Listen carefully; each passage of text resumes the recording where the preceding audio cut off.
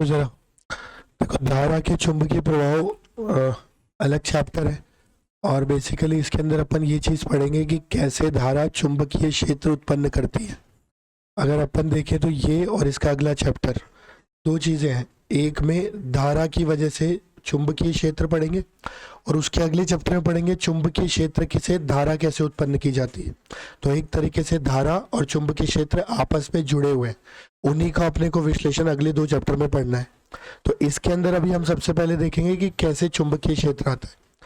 NCERT में chapter bio सॉवर्ट के नियम से स्टार्ट होता है, लेकिन उससे पहले अपने को ये समझना पड़ेगा कि चुंबकीय क्षेत्र क्या है।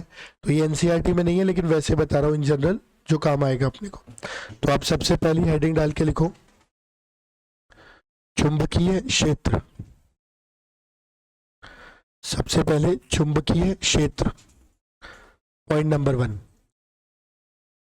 लिखो। वह क्षेत्र वह क्षेत्र वह क्षेत्र जिसमें चुंबकीय पदार्थ चुंबकीय बल की अनुभूति करे, जिसमें चुंबकीय पदार्थ चुंबकीय बल की अनुभूति करे, उसे चुंबकीय बल की अनुभूति करे उसे चुंबकीय क्षेत्र कहते हैं। उसे चुंबकीय क्षेत्र कहते हैं।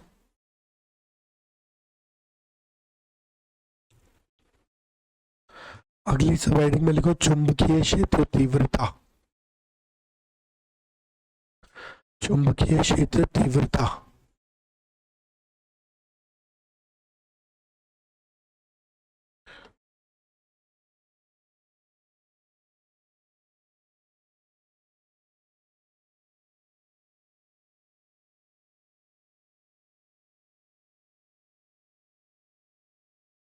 चुंबकीय क्षेत्र तीव्रता को अपन बी सदिश से दर्शाते हैं, और ये बिल्कुल विद्युत क्षेत्र तीव्रता जैसे। वहां पे ई बराबर क्या था, एफ बाई क्यू। यहाँ पर बी का मतलब हो जाएगा एफ की जगह एफ एम, चुंबकीय बल, डिवाइडेड बाय क्यू एम, यानी कि आवेश। समझ गए? कौन सा आवेश? चुंबकीय आवेश। तो आप इसको लिख सकते हो, एकांक चुंबकीय आवेश पर लगने वाला बल, ऑफ कोर्स चुंबकीय बल। ठीक है, ये लिखो जरा।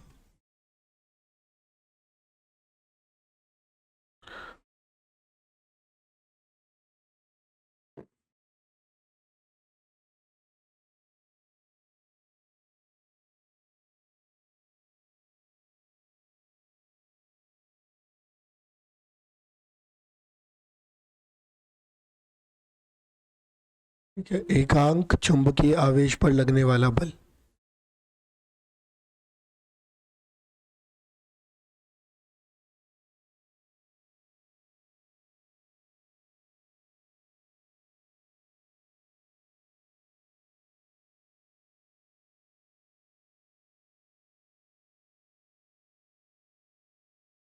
लिखा सबने?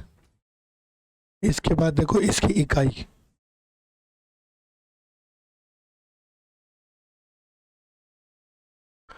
इसकी जब इकाई की बात की जाए, पहली टेस्ला।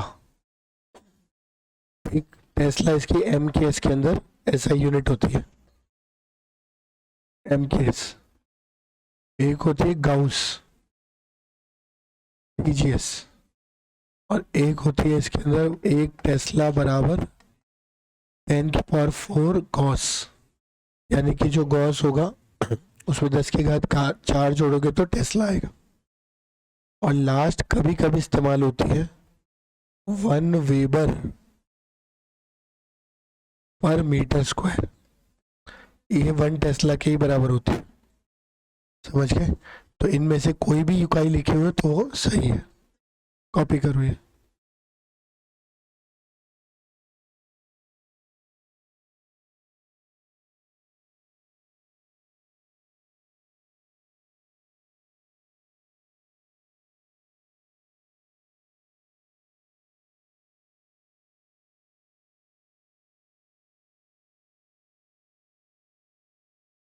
एक वेबर, WEBER लिख देता हूँ।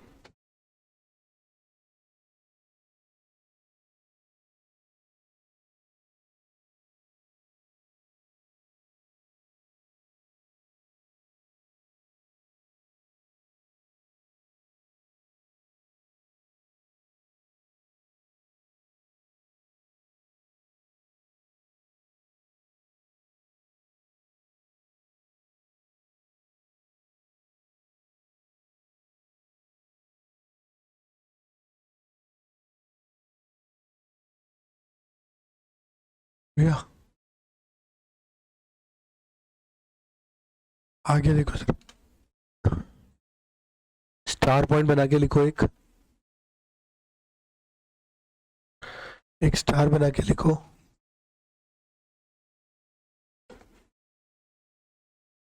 चुंबकीय क्षेत्र तीव्रता को, चुंबकीय क्षेत्र तीव्रता को चुंबकीय फ्लक्स घनत्व भी कहते हैं।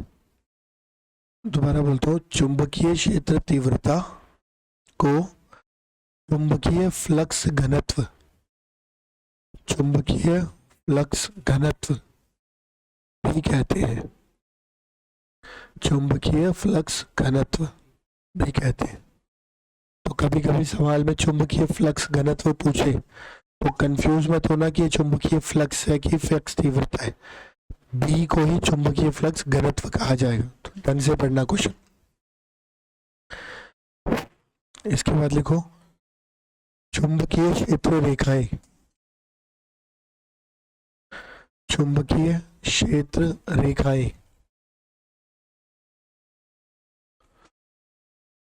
चुंबकीय क्षेत्र रेखाएं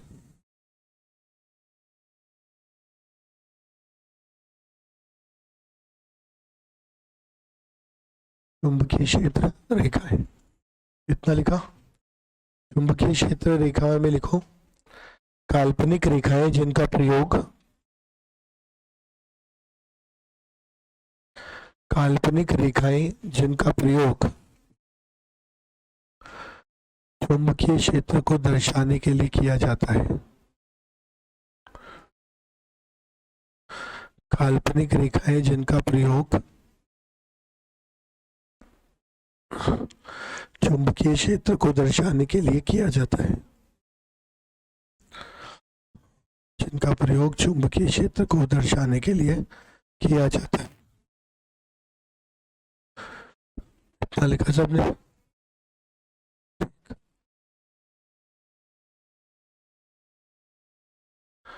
पहला पॉइंट,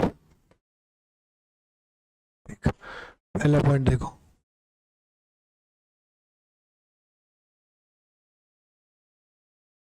मतलब आप लिख सकते हो रेखाओं के गुण, चुंबकीय क्षेत्र रेखाओं के गुण, चुंबकीय क्षेत्र रेखाओं के गुण।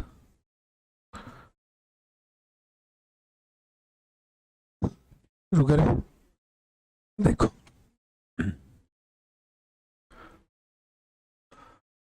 सबसे पहले अगर रेखाएं इस प्रकार है तो आप किसी भी बिंदु पे जब आप स्पर्श रेखा बनाओगे तो क्या बताएगी, दिशा। कोई डाउट तो नहीं, तो मैं लिख दे रहा हूं।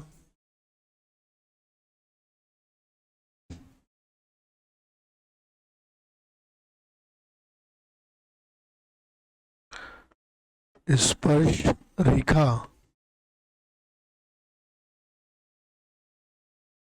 क्षेत्र की दिशा,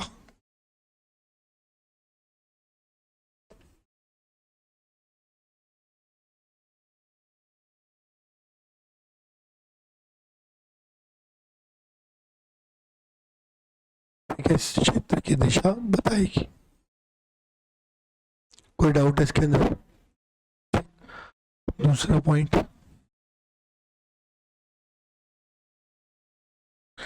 दूसरा पॉइंट है कि रेखा घनत्व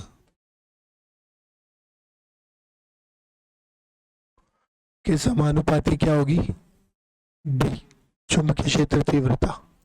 मतलब अगर हमारे पास अलग अलग क्षेत्र रेखाएं हैं तो जहां पर भी लाइनें पास पास होंगी वह घनत्व अधिक होगा लाइनों का, तो वहां पे क्षेत्र तीव्रता क्या होगी, अधिक होगी।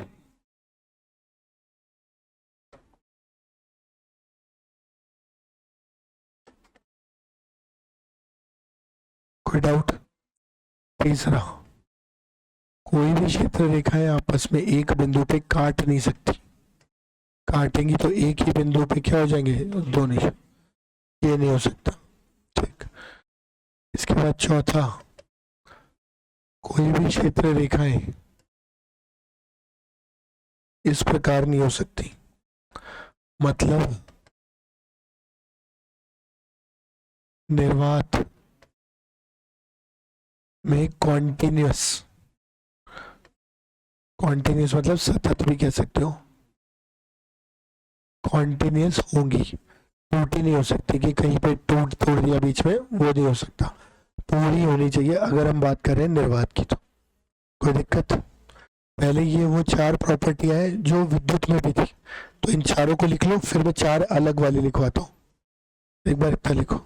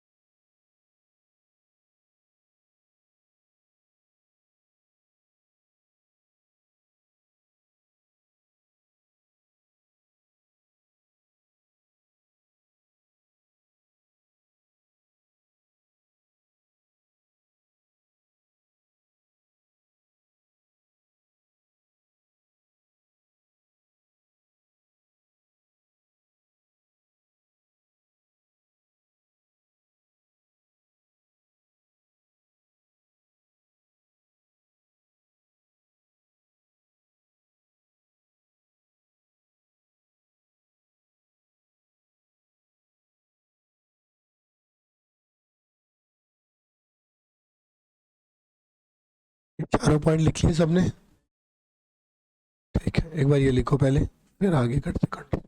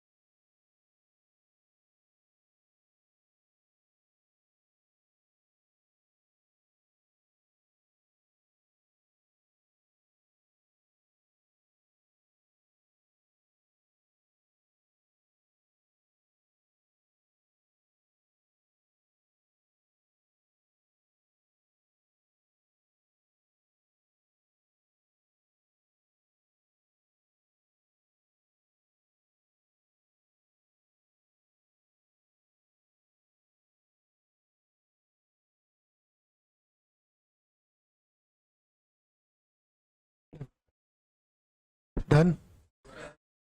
पांचवा पॉइंट लिखो, पांचवे पॉइंट। अच्छा, लिखो।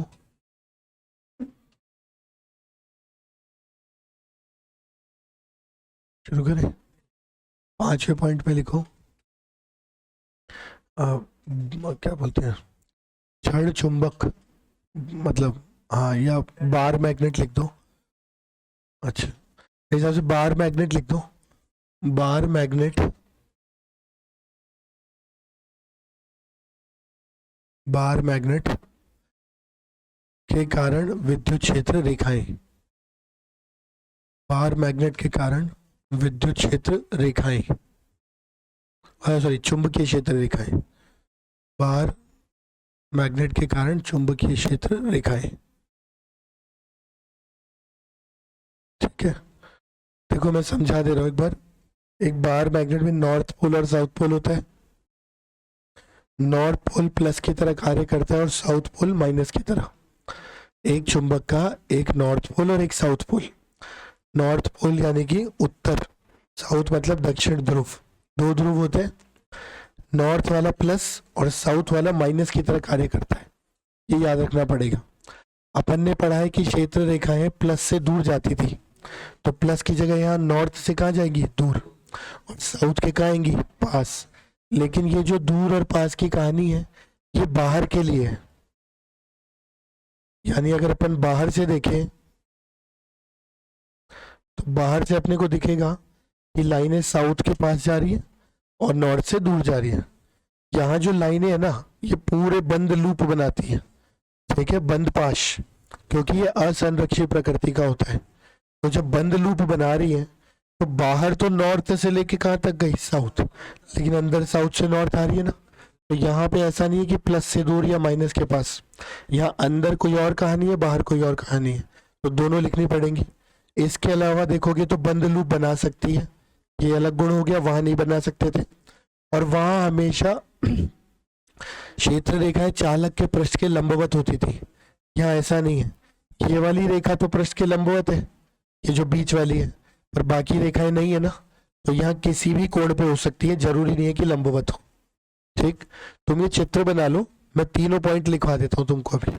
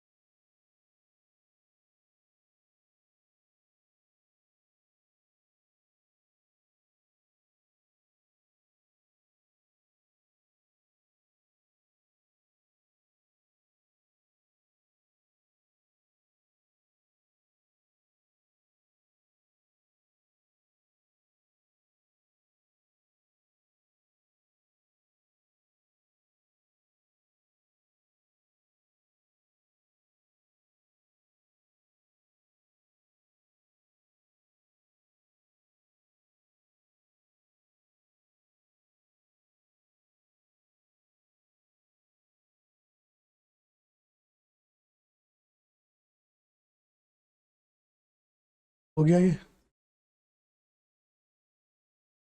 पॉइंटर लिखो सारे। पहला पॉइंट लिखो, चुंबकीय क्षेत्र असंरक्षित प्रकृति का होता है। चुंबकीय क्षेत्र असंरक्षित प्रकृति का होता है। चुंबकीय क्षेत्र असंरक्षित प्रकृति का होता है। इस कारण बंद लूप बनाता है। इस कारण बंद लूप बनाता है।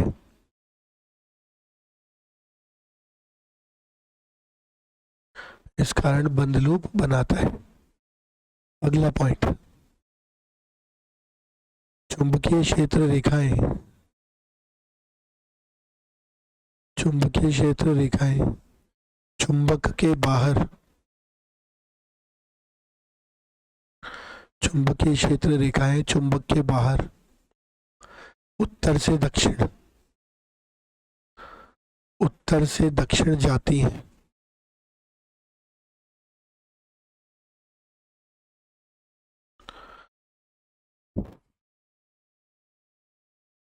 उत्तर से दक्षिण जाती है और चुंबक के अंदर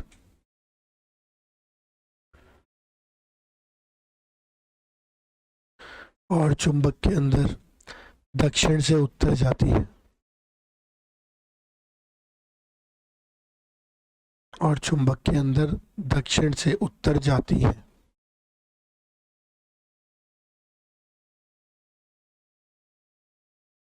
हो गया। अगला पॉइंट, चुंबकीय क्षेत्र रेखाएं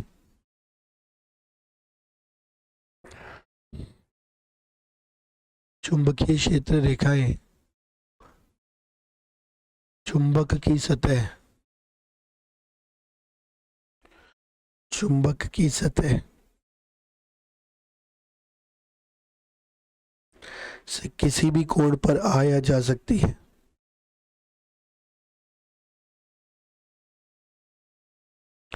चुंबक की सतह से किसी भी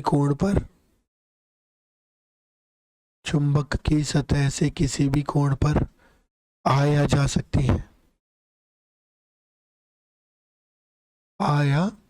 है। अब आगे देखो, ये हमारा बेसिक इंट्रोडक्शन पार्ट खत्म हुआ है। अब इस चैप्टर को भी अपन थोड़ी पार्ट में तोड़ देंगे ताकि क्वेश्चन पढ़ते वक्त समझ में आ जाएगा किसका क्या पूछना चाह रहा है। आप पार्ट 1 करके लिखो पहले, मेन हेडिंग, बाद में मिक्स हो जाएगा नहीं तो सब। पार्ट 1 में लिखना धारावाही चालकों के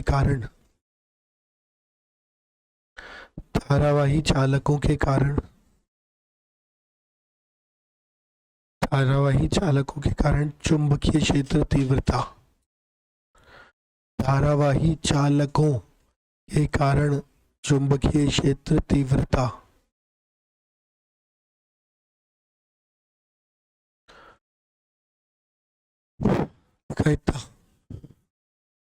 अब इसके अंदर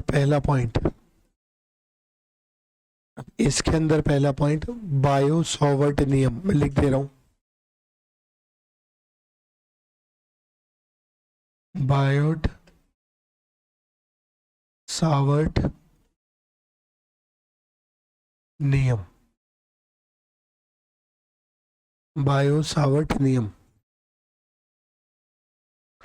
लिखना। इसके अनुसार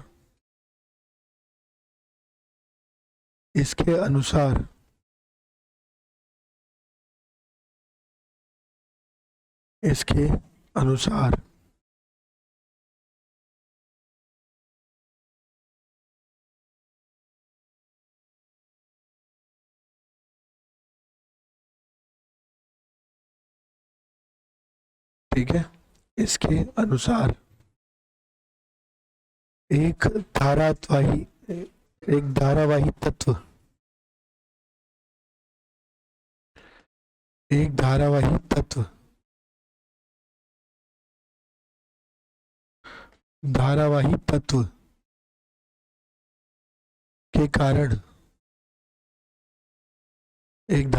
तत्व के कारण चुंबकीय क्षेत्र निम्नानुसार दिया जाएगा।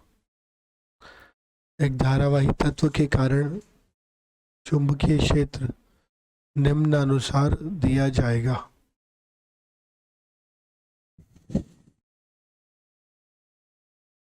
धारावाही तत्व के कारण चुंबकीय क्षेत्र निम्नानुसार दिया जाएगा। एक बार बता रहा हूं क्या है। एक तार है, तार का एक तत्व लिया अपन ने,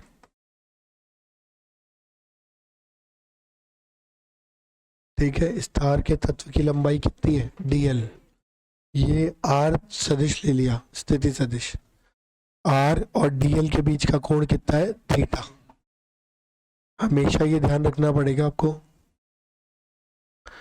कि डीएल सदिश की दिशा वही होगी जो धारा की दिशा है। तो यहाँ पे धारा ऊपर जा रही है इसलिए डीएल भी का माना ऊपर। डीएल इस तत्व की लंबाई है। यहाँ पे जो चुंबकीय क्षेत्र आएगा डीबी, इसका फॉर्मूला आएगा म्यू नॉट आई डीएल सदिश क्रॉस आर सदिश बटा में 4 पाई आर क्यू। ये फॉर्मूला है, सदिश रूप है ये बायो सॉवर्ट नियम का। यहाँ पे पहली चीज म्यू नॉट का मतलब होता है हाँ चुंबकशीलता। एक बार और चेक कर लेना, परमिएबिलिटी बोलते हैं वैसे तो इंग्लिश में इसको।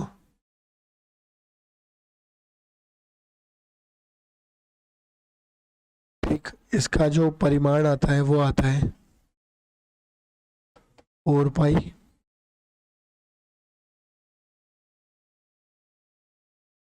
इंटू 10⁻⁻7। इकाई कभी चाहिए हो तो ये टेस्ला में आती है, एक आर आर कट जाएगा, DL DL cut, Tesla metre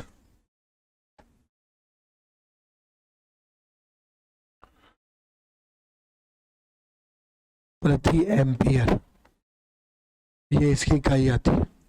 यहीं से अपन कह सकते हैं कि म्यू नॉट बाय 4 पाई जो पूरा पूरा है वो 10 की घात कितना है, -7।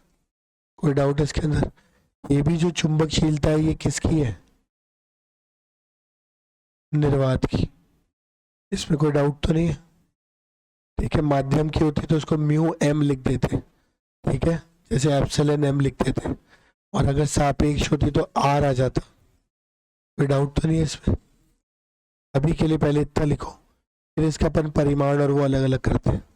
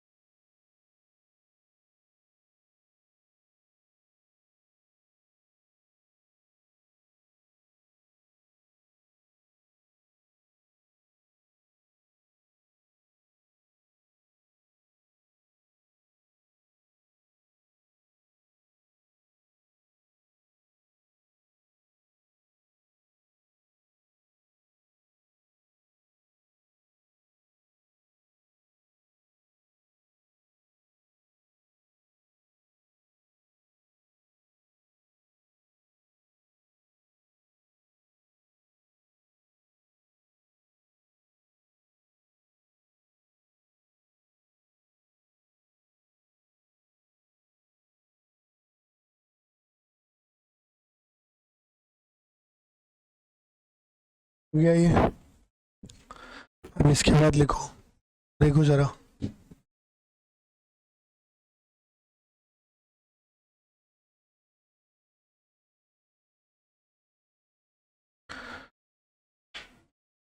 ध्यान देना जरा। अब इसके अंदर अगर इसके परिमाण की बात करें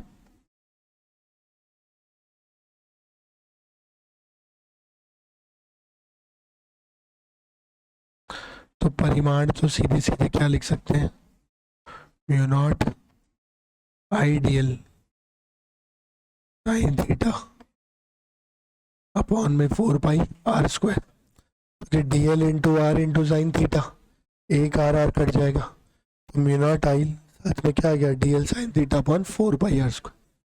कोई दिक्कत? इसमें इसकी दिशा की यदि बात की जाए,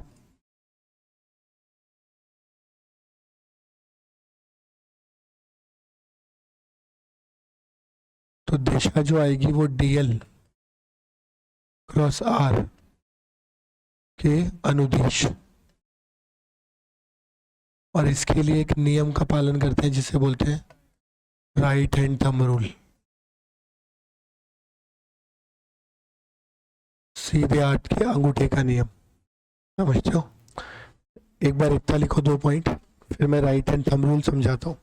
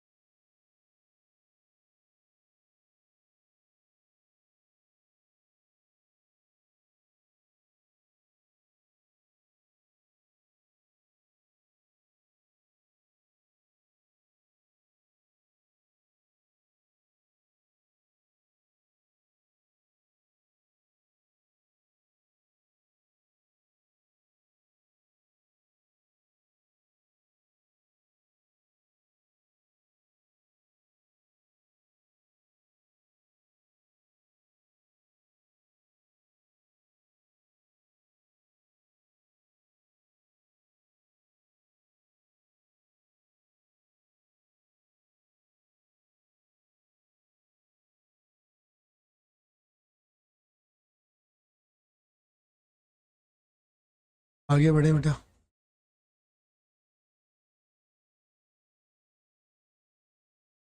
देखो राइट हैंड थंब रूल क्या कहता है, इसमें भी 2 तरह के केस बन जाते हैं। जैसे मान लो कोई सीधी तार होती,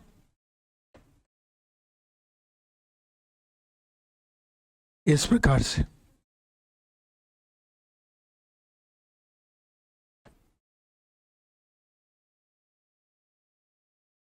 इस प्रकार से, ध्यान से सुनना। तो ये एक तार है जो सीधे ऊपर जा रही है, एक तार इधर धारा लेके जा रही है।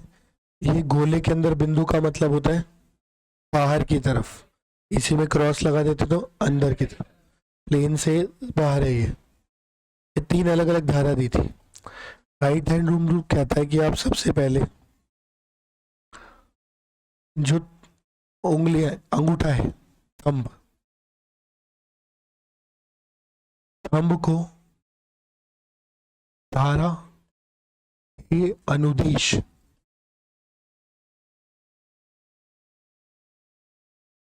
रखो, ठीक है, अंगूठे को धारा के अनुदिश। और फिर कहता है उंगलियों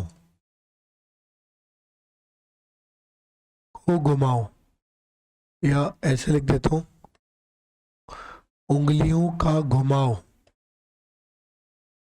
क्षेत्र रेखाओं को दर्शाएगा। ये उंगलियों का जो घुमाव है वो क्षेत्र की रेखा को, जैसे ये है, धारा ऊपर जा रही थी, ध्यान दो, तो अंगूठा इधर रख दिया धारा की दिशा में और उंगलियां घुमाई, तो उंगलियों का जो घुमाव बन रहा है ये क्या बनाएगा, क्षेत्र रेखाएं। इसके केस में अगर क्षेत्र रेखाओं की बात करें तो कुछ इस प्रकार बनेंगी,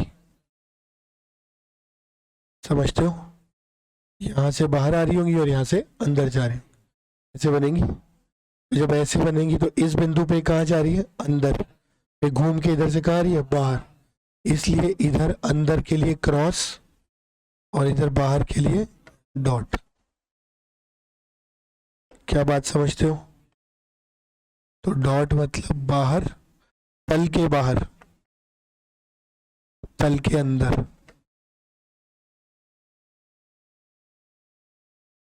समझते हो? बिल्कुल इसी तरह से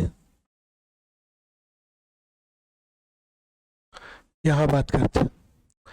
ये ऐसे था, घूम के वापस आएगा। इसकी क्या रेखाएं इस प्रकार बन जाएंगी, इधर से कहाँ जा रही होगी अंदर और इधर से कहाँ आएंगी बाहर।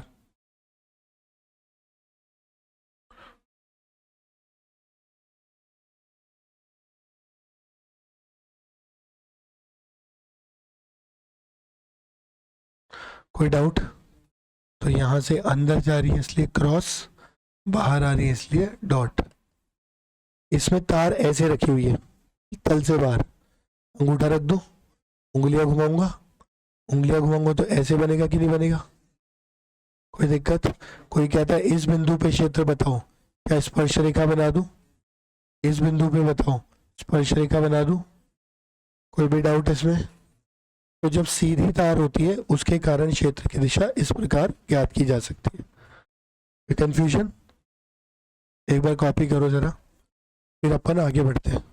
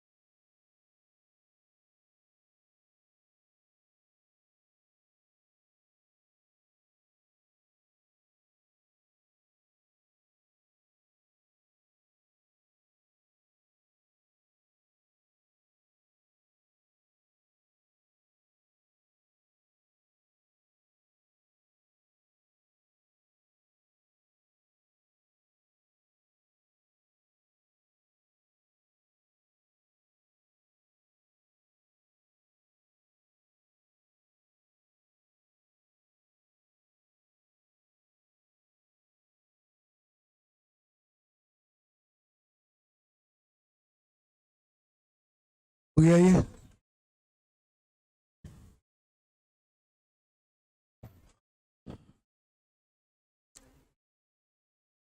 सबने लिख लिया?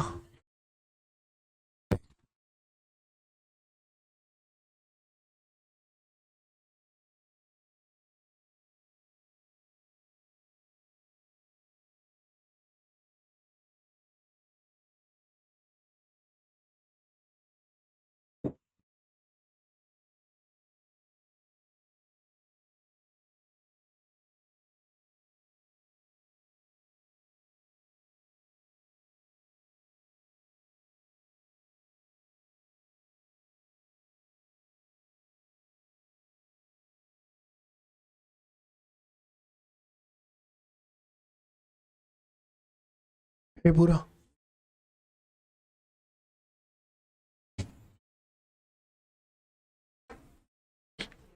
आगे बढ़ो।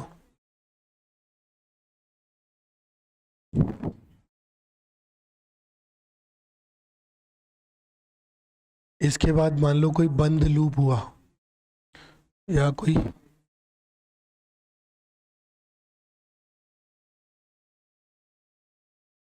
लूप हुआ, धारावाही लूप।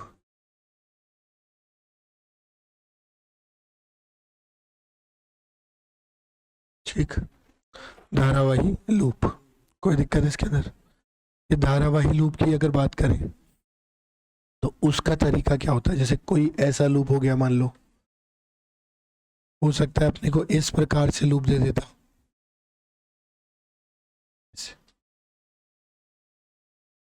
ठीक, ऐसे ऐसे धारा जा रही है। हो सकता है अपने को कुछ ऐसा वर्ग दे देता, ठीक। हो सकता है एक चाप दे देता खाली। तो ये सीधी तारे तो नहीं है सारी, लूप जैसी है। इनमें क्या करते हैं, इनके लिए कहा गया कि भैया आप उल्टा करो, आप धारा की दिशा में उंगलियां घुमाओ।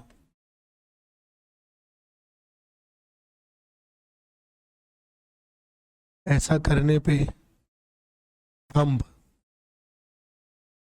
टी की दिशा बताएगा। इसका मतलब ये हुआ, धारा ऐसे घूम रही है तो उंगलियां ऐसे घुमा दो, अंगूठा का है अंदर, तो यानी यहाँ केंद्र पर चुंबकीय क्षेत्र क्रॉस, ऐसे घूम रहा है तो उंगलियां ऐसे घुमाओ तो अंगूठा नीचे, केंद्र पर चुंबकीय क्षेत्र इस प्रकार, ऐसे घूम रहा है अंदर, ठीक।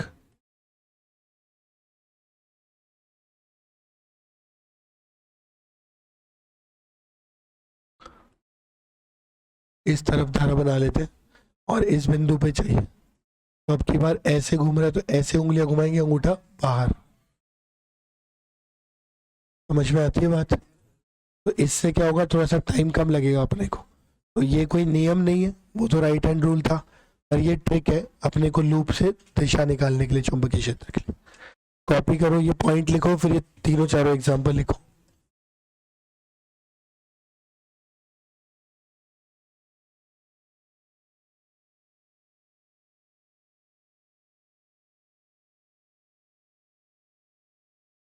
कॉपी करो इसको, फिर आगे बढ़ते।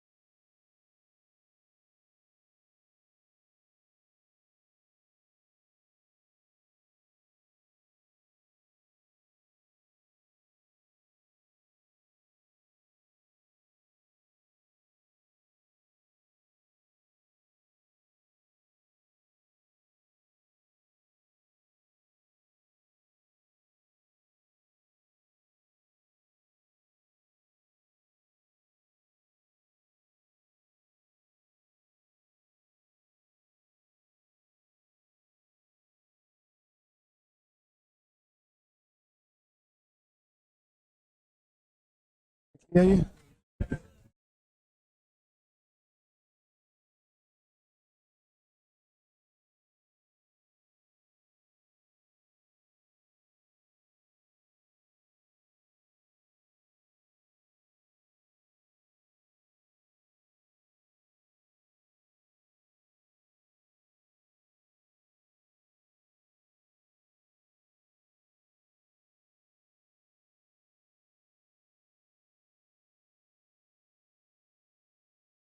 हो गया ये?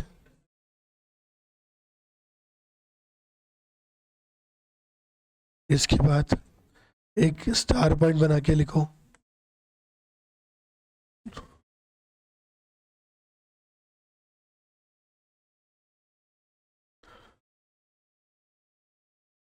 लिखो, यदि कोई बिंदु तार की लंबाई के अनुदिश हो, यदि कोई बिंदु तार की लंबाई के अनुदिश हो,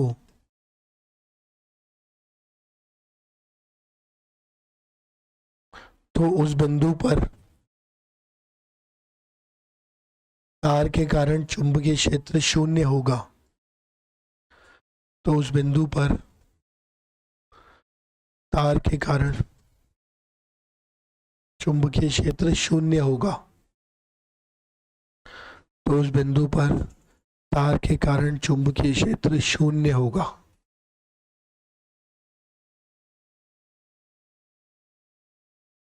समझते हो? कहने का मतलब ये बिंदु है, अगर अपन ध्यान से देखेंगे तो mu naught I D L cross R की बात हुई थी। डी एल धारा की दिशा में और आर बी सी दिशा में, ऐसे ही होगा। दोनों के बीच का कोण कितना हो जाएगा? जीरो। थीटा जीरो, तो बी अपने आप क्या हो जाएगा? जीरो। तो कभी भी तार, सुनना पूरी बात, कभी भी तार की लंबाई के अनुदिश बिंदु आ जाता है तो उस पर क्षेत्र नहीं होगा। एग्जाम्पल कैसे और पूछा जा सकता है? एक सीधी तार दे दी, इसी की जगह हो सकता था हमें इस तरह की तार दे दी जाती।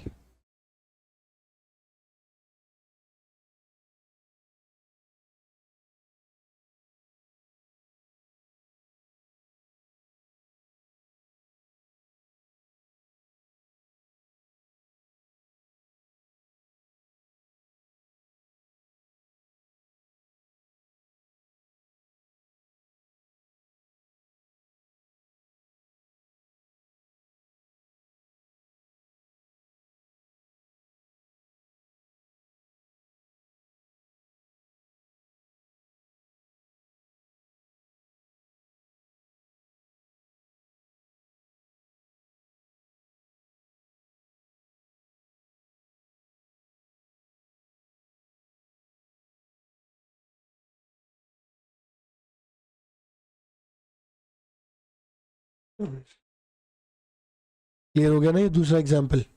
तो क्योंकि ये बिंदु तार की लंबाई पे और ये बिंदु इस तार की लंबाई के भी अनुदिश आ गया, इसलिए इस बिंदु पर दोनों के कारण चुंबकीय क्षेत्र क्या आएगा? जीरो।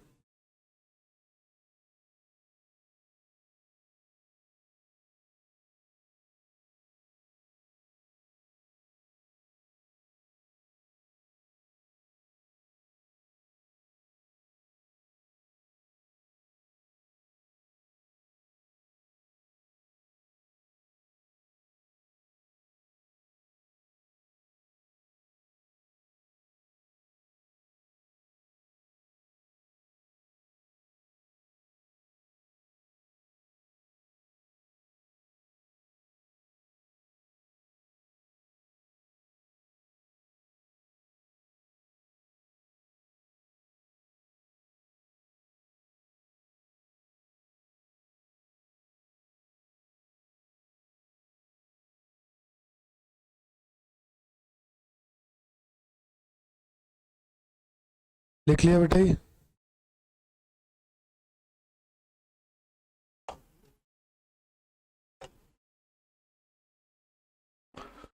हो गया?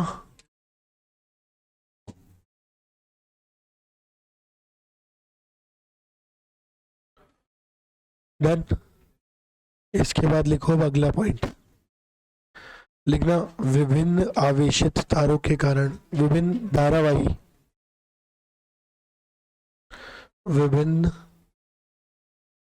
धारावाही तारों के कारण चुंबकीय क्षेत्र तीव्रता, विभिन्न धारावाही, बस इतना भी लिख सकते हो, विभिन्न धारावाही के कारण चुंबकीय क्षेत्र तीव्रता, विभिन्न धारावाही के कारण चुंबकीय क्षेत्र तीव्रता।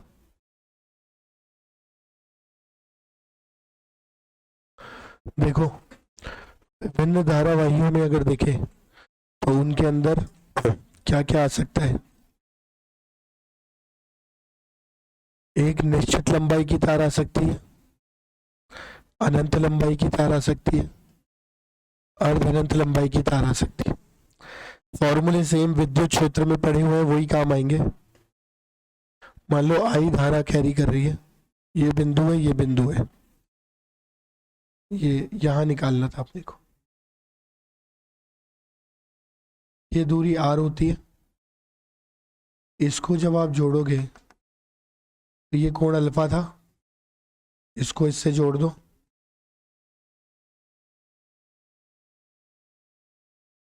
ये कितना आएगा, बीटा आएगा। कोई दिक्कत? तो इस बिंदु पे यदि क्षेत्र चाहिए तो फॉर्मूला आएगा mu naught I upon 4 pi R sine alpha plus sine beta.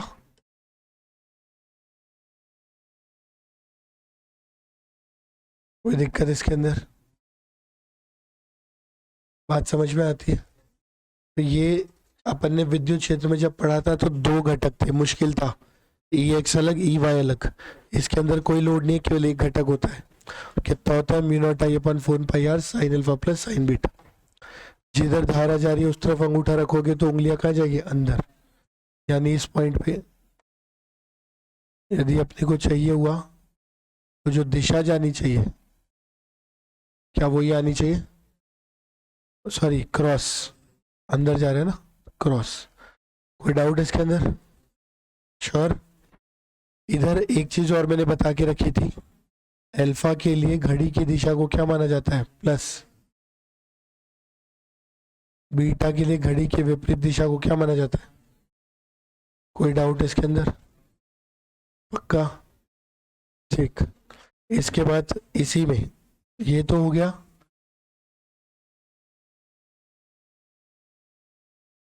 निश्चित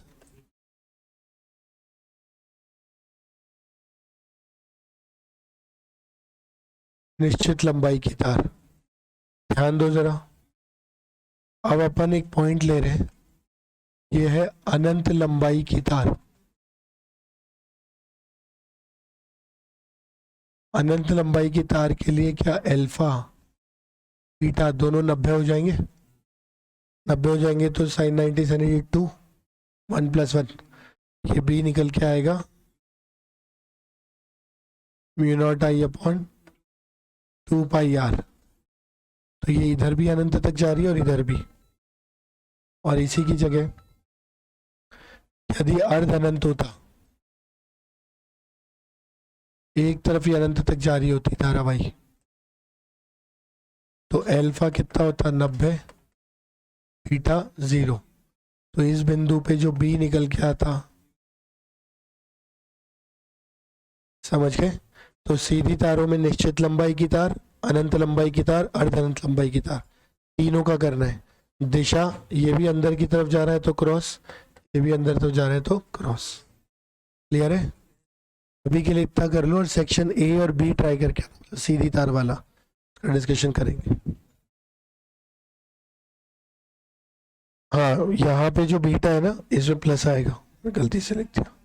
ठीक है, अल्फा के लिए घड़ी की दिशा प्लस, बीटा के लिए घड़ी की विपरीत दिशा को प्लस माना जाएगा।